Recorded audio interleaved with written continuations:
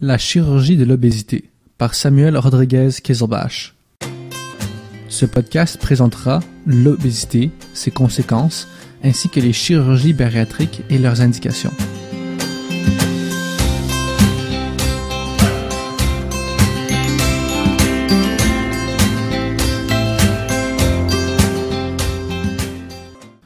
L'obésité est définie par un IMC plus grand que 30. 23% de la population du Canada est obèse. L'obésité coûte entre 4 et 7 milliards de dollars par année au système de santé canadien. Ces coûts sont dus en partie aux maladies associées à l'obésité, maladies coronariennes, hypertension, dyslipidémie, diabète de type 2, apnée du sommeil, asthme, reflux gastro-œsophagien et plusieurs cancers.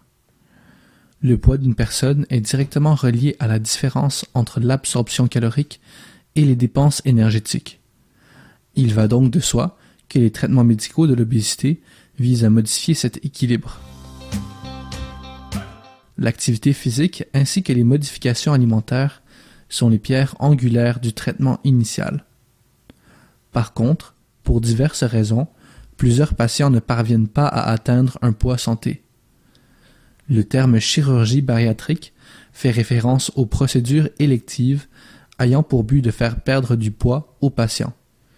Il y a deux principes permettant la perte de poids par la chirurgie. Le premier est la restriction alimentaire par la réduction du volume gastrique et le deuxième est la réduction des nutriments absorbés par l'intestin ou malabsorption. Certaines procédures peuvent mener à des pertes de poids allant jusqu'à 70% du poids excédentaire. La prise en charge multidisciplinaire est essentielle pour des résultats optimaux. Les patients doivent continuer leur modification alimentaire après la chirurgie. Les candidats pour les procédures bariatriques sont les adultes avec un IMC au-dessus de 40 ou ceux qui ont des comorbidités sévères avec un IMC supérieur à 30. Les chirurgies les plus fréquentes sont le bypass gastrique, la dérivation biliopancréatique plus ou moins commutation duodénale, la sleeve gastrectomie et l'anneau gastrique. La chirurgie bariatrique se fait maintenant presque exclusivement par laparoscopie, ce qui diminue, entre autres, la durée d'hospitalisation. Le bypass gastrique combine diminution du volume gastrique et malabsorption. L'estomac proximal est rapetissé à un volume de 30 ml, ce qui est approximativement la taille d'un pouce, et séparé de l'estomac distal. Les mesures utilisées comme repère varient d'un centre à l'autre. L'intestin est divisé en deux à environ 50 cm du ligament de Treitz. La partie distale de l'intestin est ensuite amenée en supérieur et est anastomosée à la petite poche gastrique. Le segment biliopancréatique, contenant le reste de l'estomac, l'arbre pancréatobiliaire et une partie du jéjunum, est anastomosé, en Y, à 100 cm distal à la gastro-jéjunostomie. Le résultat final est une taille réduite de l'estomac et une diminution de la surface absorptive de l'intestin. La grande partie de la digestion et absorption se produiront que dans le segment commun distal au Y. Il y a donc une combinaison de restriction de volume et malabsorption. C'est ce qui explique la plus grande efficacité du bypass gastrique comparé au sleeve gastrique et l'anneau gastrique. En effet, la gastro-jéjunostomie entraîne un effet de dumping qui entraîne des symptômes désagréables tels que la nausée, diaphorèse et diarrhée lorsque le patient consomme des aliments riches en sucre. La procédure diminue aussi la relâche de gréline, une hormone orexigène, c'est-à-dire qui augmente l'appétit. Il y a aussi une augmentation de la relâche de GLP-1 et du peptide YY, ce qui a un effet anorexigène. Le résultat final est une augmentation de la satiété.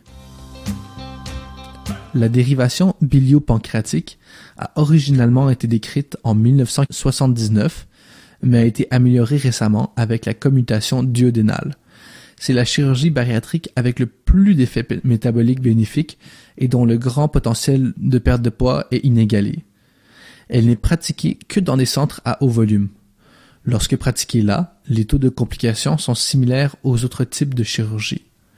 Le jéjunum est coupé à 250 cm de la valve iliocécale et est attaché au pylore. Le patient subit une sleeve gastrectomie. Le segment biliopancréatique est anastomosé à 100 cm de la valve. Il y a donc un effet de restriction et de malabsorption. Le sleeve gastrique est la deuxième procédure bariatrique en fréquence au Canada. Il s'agit d'une gastrectomie partielle de la grande courbure de l'estomac. C'est une procédure qui est plus facile que le bypass. Des patients plus obèses ou morbides qui seraient inéligibles au bypass gastrique peuvent avoir recours au sleeve. Le sleeve peut servir de première intervention ou être utilisé chez les patients avec un IMC supérieur à 60.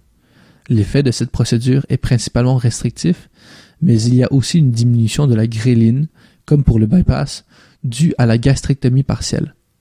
L'appétit est donc diminué, la perte de poids est moins importante que le bypass gastrique ou la dérivation biliopancréatique. L'anneau gastrique, gastric band en anglais, consiste à mettre un anneau autour de l'estomac. Cet anneau peut se gonfler avec de la solution saline. Un pore est placé en sous-cutané pour injecter du salin dans l'anneau, ce qui modifie sa taille. Ajouter du salin fait gonfler l'anneau, ce qui comprime l'estomac et diminue le volume gastrique. Des ajustements peuvent être faits au cours de route pour optimiser son usage. Il peut aussi être dégonflé si le patient doit augmenter son alimentation, par exemple en grossesse. Puisqu'il n'y a pas de résection ou d'anastomose, c'est la procédure avec le moins de morbidité et de mortalité. C'est par contre la procédure qui est la moins efficace en termes de perte de poids. Il n'y a pas que le surplus de poids qui peut être traité par la chirurgie bariatrique. Certaines comorbidités, telles que le diabète de type 2, l'hypertension et l'apnée du sommeil, peuvent disparaître du même coup. Il y a par contre des effets secondaires prévisibles à la chirurgie bariatrique. La déficience en vitamines est facilement palliée. Des patients reçoivent des suppléments en fer, acide folique, thiamine, cuivre, calcium, vitamine D et vitamine B12. 5% des patients de la chirurgie bariatrique ont des complications durant leur hospitalisation. Il y a une augmentation de l'utilisation des services de santé en post-op rapproché, mais une des explications de ce phénomène est que les patients peuvent maintenant subir des chirurgies ou procédures auxquelles ils étaient inéligibles dû à leur obésité. Il est par contre démontré que la chirurgie bariatrique augmente la survie et réduit les coûts du système de santé, notamment par la diminution de l'utilisation de médicaments après la perte de poids. En conclusion, l'obésité est une problématique qui prend de plus en plus d'ampleur dans les pays occidentaux. Parfois, les traitements médicaux ne suffisent pas et il faut avoir recours à la chirurgie bariatrique. Il n'est donc pas étonnant que son usage ne cesse de croître.